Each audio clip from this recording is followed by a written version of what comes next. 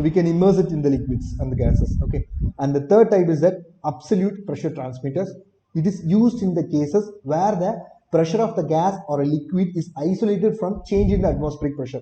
Say for example, as we saw earlier in the differential pressure switches, one of the probe we can connect to the external atmosphere.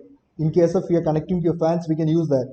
But if you are using absolute pressure transmitter, this is mostly highly recommended in the places where the oil and gas industries are there, because there the precision is very much important, temperature is very much important. If you're doing any sort of process in a controlled environment, in such places we can use this absolute pressure transmitter. And the next type is that the differential pressure transmitter. So this is often used in heat, ventilation, air conditioning industries, that is for chiller plants. We can use this differential pressure transmitters, and even for the air handling units also we can use this differential pressure transmitters. Okay, it has two diaphragms which can measure the difference between the two pressures. Okay, so this pressure transmitter will produce an output signal. It might be in the form of electrical signal, okay, with reference to the calibrated pressure range.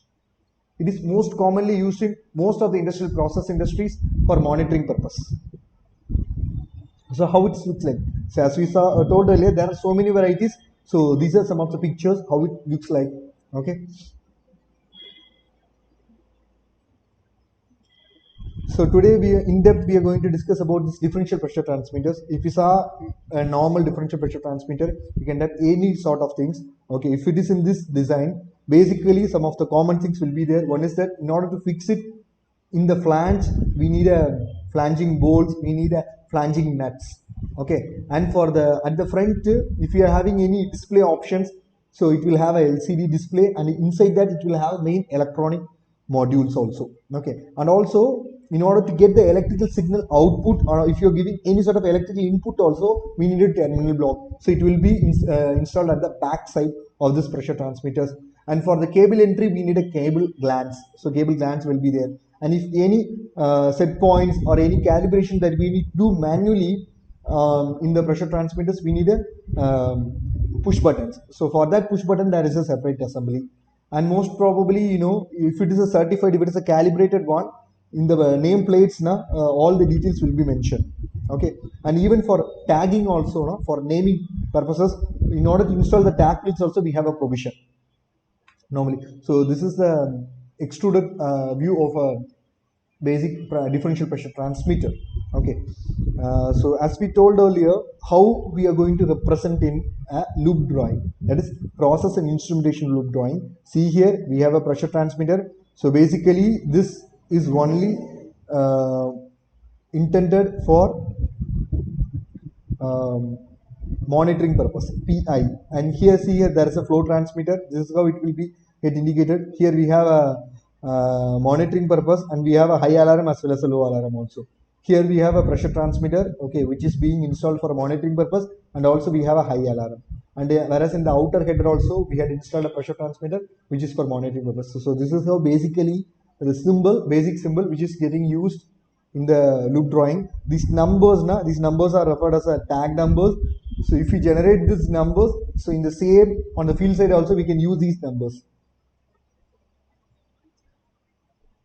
So if we go in depth, okay, in the internal loop drawings, okay, loop drawings, see this is a pressure transmitter. As we know earlier, from the PLC we have two things. One is we will receive an analog input signal, okay, analog input signal from the pressure transmitter. That is the feedback, that is the output of that pressure transmitter we will receive as an analog input. Okay, so for that we need an analog input channel where we will connect the signal that we are receiving from this pressure transmitters. And second one is that in certain places we need to provide some electrical signal in order to get a feedback.